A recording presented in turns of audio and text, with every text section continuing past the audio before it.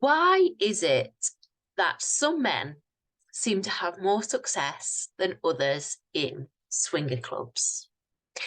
Now, it's got nothing to do with dick size, chest size, salary, or what a man drives. Neither has it anything to do with how much he's paid for his ticket, what clubs he's been to before, or how many people he has slept with. And when it comes to why do some men have more success than others, and I hear this question a lot, in my experience and my expertise, it boils down to a few factors, and none of them, as you have probably guessed, have anything to do with the above mentioned. My name is Rosie Kay, and I'm an open relationship and ethical non-monogamy coach who specialises in the swinger lifestyle. On my blog site, ThisKindaGirl.co.uk, I share the ins and outs of all things swinger lifestyle. Not only do I have a blog site, I also do coaching for couples and single people who want to learn more about the wonderful world of swinging. And this question, why do some men have more success than others, is one which I am asked frequently by my single male coaching clients, as it's something that they want to learn more about so they can excel in a lifestyle. Now, I've been a swinger for over 10 years, which is, I think you'll agree, quite a long time. And in that time, I've had the absolute pleasure of meeting so many different men. And I've been involved in all kinds of situations in different clubs. I've spoken to couples, single guys, and I've had so many different conversations with people as to what they look for, what they don't like, what traits they find attractive, and what traits they really don't. And that's given me a pretty firm understanding of why it is some guys have more success than others. So, confidence is what makes a man stand out to women, because when you're talking about the swinger lifestyle, I think it's really important to remember that even if it's the couple, it's still usually the woman who has the last say.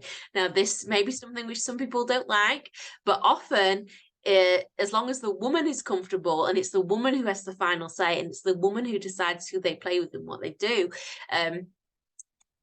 you have to make sure that you are appealing to women, essentially, because it's the woman who will have that final say. And out of all of the swinger couples that I've spoken to, and all the swinger club owners, and all the single people, and all the people I've met over the last 10 years, there's one resounding factor which so many people all refer back to, and that is confidence. Confidence makes a man sexy to women. And in a swingers club, when you're approaching a couple, you need to be confident as a single guy. And here's a heads up. Confidence, it doesn't mean arrogant, entitled, or cocky. It means charming, respectful, and charismatic. So how can you confidently approach a couple and build up rapport with them both? The best thing you need to do, and one of the most important things you need to do, is be prepared to talk to both people within the relationship. Don't just hit on the woman and ignore the guy. Don't just pay attention to the only person that you want to play with. Now, you may be wondering why this is. You don't want to have sex with the guy, so what's the point in talking to him? That's a waste of your time. But can you imagine if the shoe was on the other foot and you were part of the couple and a guy strolled over and he only spoke to your wife, your girlfriend, and he ignored you? That would probably get your back up. And it probably would not be very conducive for a great experience. So chat to both parties and be respectful of them both, and understand that when they are attending a party as a couple, their relationship comes first. So you should always treat people as an equal partnership. So show that little bit of interest, that level of investment, and build up rapport with them both, and follow their rules and their guidelines. And if that means a soft swap only, then be prepared to do this, or perhaps find another couple or another person who you are more in line with.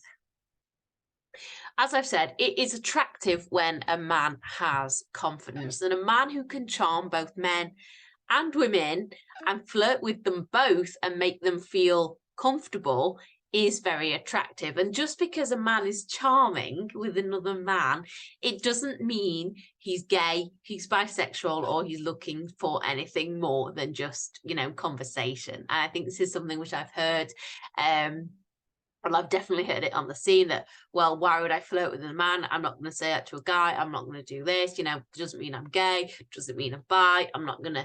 That's not what I'm saying. But if you're able to talk to another guy and build up that rapport and make him feel relaxed and make him feel involved, that's really important. Because if not, it makes for a really awkward experience when you just kind of only, I've had it before when I've been part of a couple and the guy's approached and he's literally blanked my male partner, and it's really rude. And also, it, for me personally, it shows that you're lacking quite a lot of confidence and skills, really, if you can't engage and talk to both parties.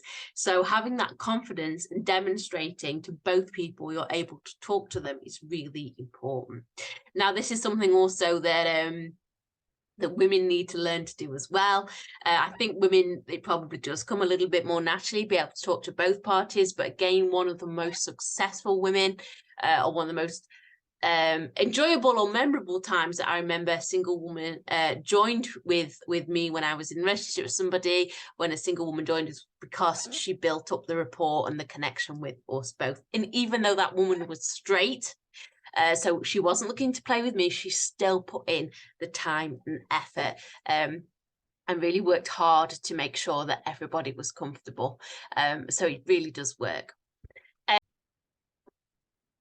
Now, one of the things which I teach my clients that I'm going to share with you today is this. When you're approaching people and when you're starting to talk to them, what you need to do is, instead of diving in with the sex talk of what you're there for, what you want to experience, what you expect to happen, and being overly explicit, what you should do instead, shift the focus away from the end result. And what I mean by this is, like I said, instead of diving in with the, you know, this is what I want to do, I want to be part of an orgy, I want to be part of a threesome, I want to do this, and I've been to this club, and I've experienced this and this, and I've had sex with these people. Instead, what you need to do is take the pressure off yourself, take the pressure off the situation, and talk about the lifestyle as a whole. Stop thinking and overthinking about the outcome of, oh my God, am I going to have sex with people? Am I going to be able to do this? Am I going to do that? Am I going to engage in this? What's it going to be like? And instead of getting yourself in a situation or getting yourself kind of overly invested that way, instead take a step back and talk more naturally about, you know, while you're there, you know, how you found the club, what general experiences have you had, your relationship status, the type of people you like to meet, why is you enjoy the lifestyle, how long have you been involved. But instead of worrying about whether you're, you know, whether you can perform with that couple and what you're going to get out of it, instead talk more generally about the lifestyle. Because if you are the type of person who can hold a great conversation, you can be charming, you can be charismatic, and you can talk about topics in general. You demonstrate to them that you are secure, you're outgoing, and you are approachable, because you're not getting all caught up with the ins and outs of the swinger lifestyle. Does that make sense? You have to show them and demonstrate that you have confidence and you have charm. So before you start getting all worried about, oh my God, I'm going to approach this couple and I'm going to ask them for this and this, and I really want to be involved in an orgy, and I really want to do this and this and this, instead talk about the lifestyle as a whole, and you will find it a lot easier to then have those conversations which are more intimate later on. And I think this is one thing which I've experienced for sure as part of a couple. Again, if single guys are approached, they've gone in far too quickly with the explicit talk, which can be quite off-putting for couples especially. and especially newer couples as well, because you haven't even discussed that with them and they've kind of made that presumption or put that out there that that's what they want to happen or that's what they're expecting, which is quite worrying to hear. Now, it's not to say that you shouldn't be sharing your fantasies or you shouldn't share your desires. You can do, but only if you've established that rapport first and you've established that connection and you've built up the connection with both the man and the woman. Another thing I want to talk about as to why some men have more success than others is because they're willing to put in the hard work and the effort. This is something which I've got quite a lot of scrutiny for recently, because a lot of people don't like it when I say it. But the fact of the matter is, the reason that some guys, they do really well in the lifestyle is because they put in the hard work and the effort. These men are not overly, it's not because they're incredibly wealthy. It's not because they've just got an amazing body. It's not because they've got loads and loads of they've been to loads and loads of clubs and they've had sex with loads and loads of people and they've got that behind them. What it means is that they've taken the time and the effort to learn about the lifestyle, to jump through the hoops that the club has set. They've got a great swinger dating profile. They go out on vanilla dates with people. They speak to both the man and the woman. They take time over their appearance. They think about how they're dressed and they work to build up that rapport with other people in the club. They don't go with the entitled expectation or too much expectation. They don't go with that approach of, well, I'm here, I've paid, therefore that guarantees me sex. They go with an open mind, and they know that the men who are more invested in the lifestyle and the more established and the more effort they put into it, the more they get out of it. And this is one of the biggest things which I try and so hard to instill into people who approach me, people who follow me on social media, people who want my help. There's no point simply sitting there saying, well, why is it not happening yet? I've been to a club, or I've bought a ticket, or I've signed up to, Fab Swingers. Why is it not happening yet? It's because you have to put yourself out there. It is hard for single guys, okay? I'm not ever going to lie about that.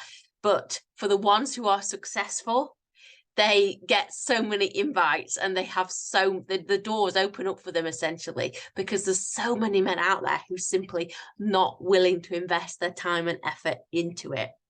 So when we're talking about what makes a successful male swinger, it's having the right mentality, and it's about having that confidence and that ability to talk to both people and build up that connection and that charm. I hope this video has made sense to you all. I do have blog articles on how to be a successful male swinger and also how to act in a swingers club. And I have a workshop coming out again on how to act in a swingers club, how to be a success, and things you can do if you are a male swinger, because there's so much more to it than simply turning up and hoping for the best, as what a lot of people kind of do. If you'd like more advice, or you'd like a one-to-one session with me, or you'd like to become one of my coaching clients, then you can visit my site, ThisKindaGirl.co.uk, click coaching, and you can book a free initial consultation with me, and I will find out, we'll find out how I can help you and what I can help you achieve. And I shall see you all very soon.